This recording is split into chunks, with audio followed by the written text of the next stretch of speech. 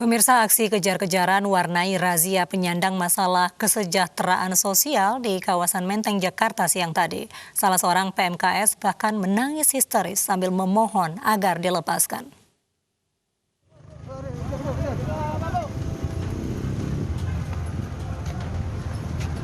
Kedatangan petugas Satpol PP ke kawasan Menteng, Jakarta Pusat Jumat siang sontak membuat para penyandang masalah kesejahteraan sosial kabur. Mereka berlarian menghindari petugas. Kendati sejumlah PMKS kabur, namun beberapa di antaranya dapat diamankan petugas.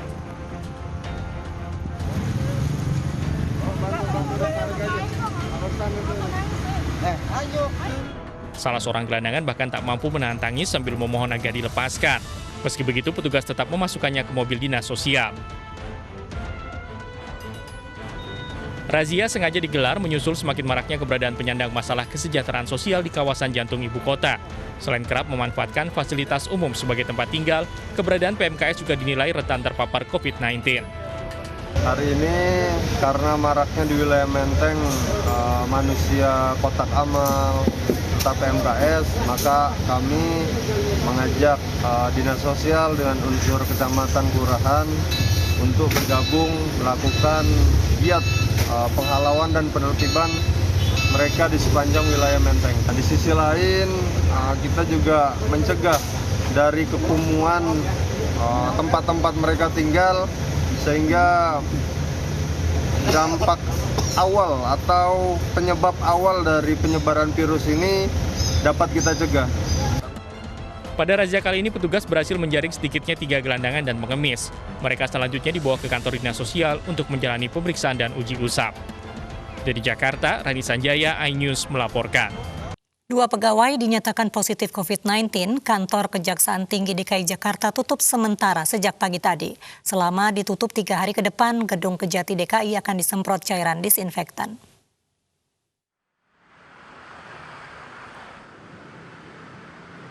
Gedung kantor Kejaksaan Tinggi DKI Jakarta sejak Jumat pagi ditutup sementara usai sejumlah pegawainya dinyatakan positif COVID-19 dari hasil swab.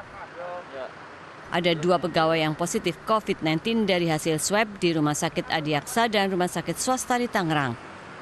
Untuk mencegah penyebaran virus corona ke pegawai lainnya maupun masyarakat luas, Gedung Kejati DKI disemprot cairan disinfektan selama 3 hari ke depan.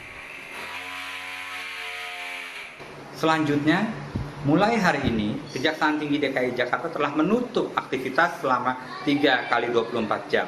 Dan hari ini juga, kita dibantu oleh Dinas Pemadam Kebakaran untuk melakukan disinfektan di seluruh ruangan. Saat ini kedua pegawai diisolasi mandiri. Dari Jakarta, Helmi Sanjangbati, iNews melaporkan.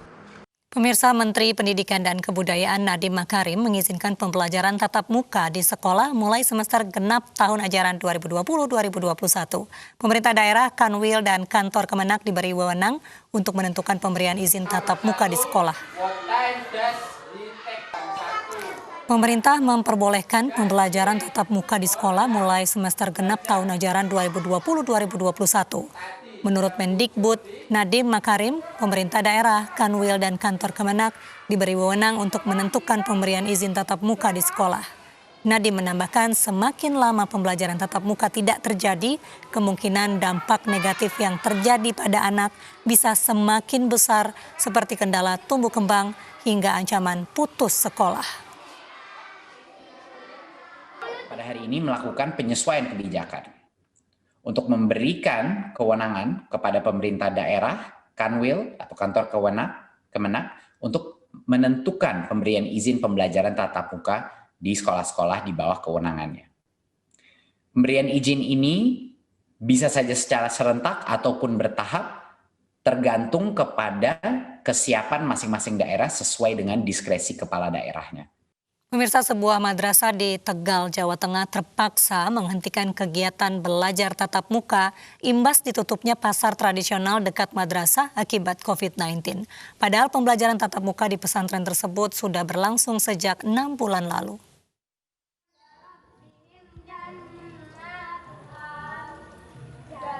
Madrasah Ibtidaiyah Bina Amanah Sidapurna Kecamatan Dukuturi, Tegal, Jawa Tengah sementara harus menghentikan kegiatan belajar tatap muka yang sudah berlangsung 6 bulan. Pihak madrasah akhirnya memberlakukan pembelajaran jarak jauh kembali bagi para santri. Kebijakan diambil setelah Pasar Kupu yang berada 100 meter dari madrasah ditutup karena 42 pedagangnya positif COVID-19. Ya, kegiatan belajar mengajar secara PJJ ini kebetulan berbarengan dengan adanya kondisi bahwa di lingkungan desa kami itu zona merah, terutama dengan ditutupnya lokasi pasar terdekat yaitu Pasar Kupu sejak dari hari Rabu itu. Di sana ditutup, disegel. Kami juga menghormati bahwa memang kondisi pandemi seperti ini kita harus kerjasama bahu-membahu supaya terputusnya COVID-19 ini dan menjadikan masyarakat sehat, terutama anak didik kami. Rencananya pembelajaran tatap muka akan kembali dilakukan setelah pihak madrasah melakukan sterilisasi gedung madrasah. Dari Tegal, Jawa Tengah, Unibar iNews melaporkan.